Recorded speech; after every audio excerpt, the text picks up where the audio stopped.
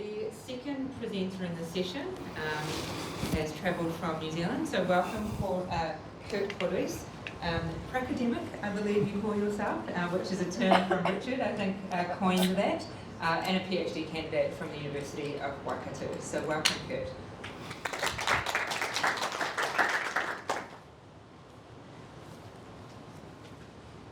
Woohoo. Thanks. Greetings, everybody. Great to be over here. My first time in Sydney. I am Canadian, by the way, so let's keep that going. And I really want to thank Stacy and the crew over here for their hospitality and for making room on the stage for this topic.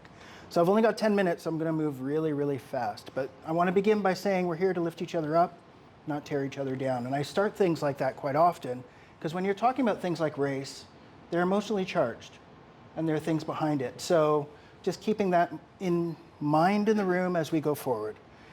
And that's part of the reason why I'm doing this, is how do we actually develop a way of discussing race? Because race is a social determinant in drowning. So off we go. And this is a rabbit hole in my PhD thesis. Basically, I dove down. I'm looking from my heritage in the West Indies, and this person is West Indian, Stuart Hall. Anybody familiar with Stuart Hall? He's a researcher, or was a researcher in the UK, known as the father of cultural studies in the UK, very, very big over there. And he did a talk, 1997, called Race, the Floating Signifier.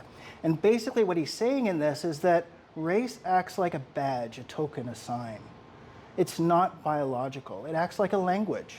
And just like words change over time, and depending on the context you're in and the place that you're in, meaning different things, same thing happens with race, that it moves and it slides over time.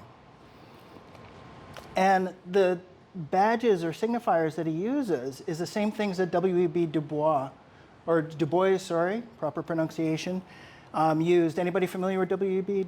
Du Bois? Okay, very famous over in the US, and father of social studies in the US.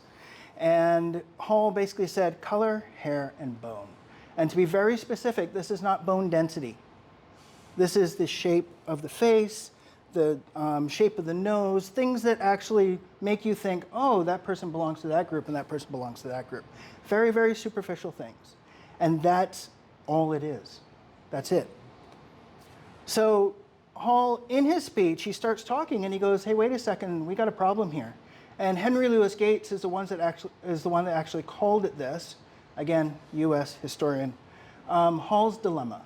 He says, and Hall says in the speech, the fact that a biological, physiological, or genetic definition, having been shown out the front door, tends to sidle around the side on the veranda and then climb back in through the window.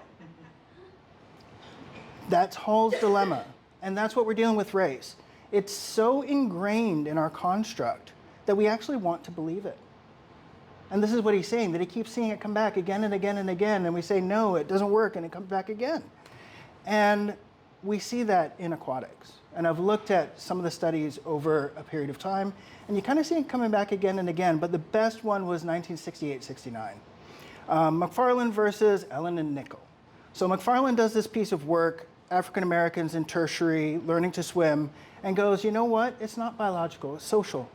Obviously it's social. Here are all the things that are happening, this is what it is. Ellen and Nickel look at this and say, hold my beer.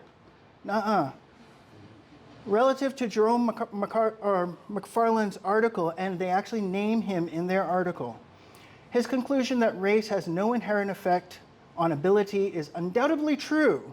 However, personal observations and results of a correspondence survey conclude that race does have a relationship to the ease with which an individual learns to swim. That however is the key. We agree, however, something's got to be, because look, you look different. You must be different. And I would suggest that some of that is going on in aquatics. This is not a dig on the float campaign. I love the float campaign, so let's get that straight. But with that comes the baggage from the past.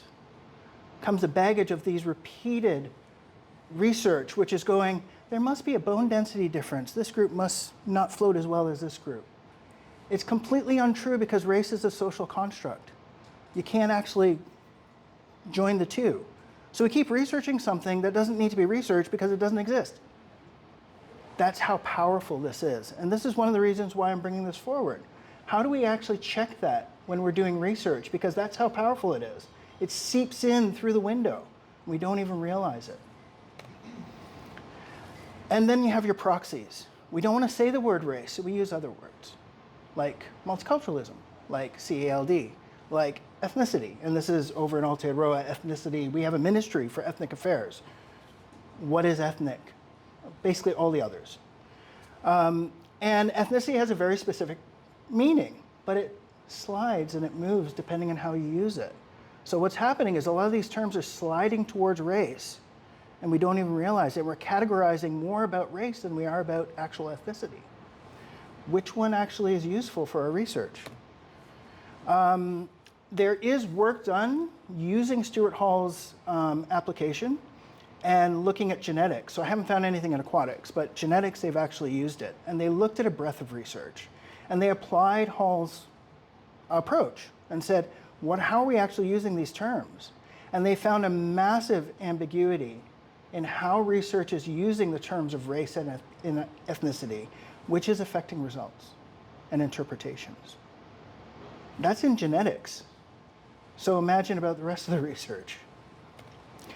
So what I'm suggesting is that we actually need to anchor our concepts within research in a more robust way. We need to be more reflexive in how we do it. And this is early. I'm toying with this, but this is how I'm starting to think about it, applying Hall's methodology and coming up with a framework that helps us think through how that might work. I won't go through the whole thing because I only have 10 minutes. Key point, the ontology aspect of it. You as a researcher are centered in your research, and your perspective is how you're interpreting your results. And we often want to remove ourselves from those results, but in actual fact, how you're interpreting it is real and there. So that's part of it, is how do we actually reflexively think about that? The other thing is, which way is the wind blowing? Politically, funding, institutionally, community, all of those things affect how you say things. You might not take DEI. All of a sudden we can't use the terminology because it's no longer prevalent in the community, so we have to use something different. We're constantly trying to shift and move to fit what we need to fit. Is it relevant to our research? And that's kind of what I'm getting at. So there are some frameworks and things that help with this. I won't go through all of them, again, 10 minutes. I will highlight Dr. Alyssa Eldridge and her work here in Newcastle. And she's in health and has done some work with Aboriginal and Torres Strait Islanders. I read her thesis, and I could actually take some of those anecdotes that she used, pick them up, and put them right down in aquatics over my 8 years of experience in New Zealand. These things are happening. We need to start addressing them. One of the things I would encourage is a little bit of mixed martial arts. Bruce Lee very quickly realized that a very nice style is going to get his butt handed to him on the street because a street fighter is going to take him out. We need to actually start mixing what we're doing and having competency in many different arts, not just our own specific discipline. And if you're not comfortable with that, go symbiotic. Find somebody who's good at it. So co-author with somebody, or have a parallel stream, or have a talk with somebody who knows the stuff that you're talking about, so that you can actually start putting that into perspective. And this is the last thing I'll put, and I'm probably over time, but I'm going. Okay, this is a little bold, but this is the wheel. This is the old wheel. The new wheel looks like it. If you look at the center, for me, that's a very just cause, but it's not our why. And my challenge to you is, and with all the stuff I'm talking about, we need to actually put our why in the center.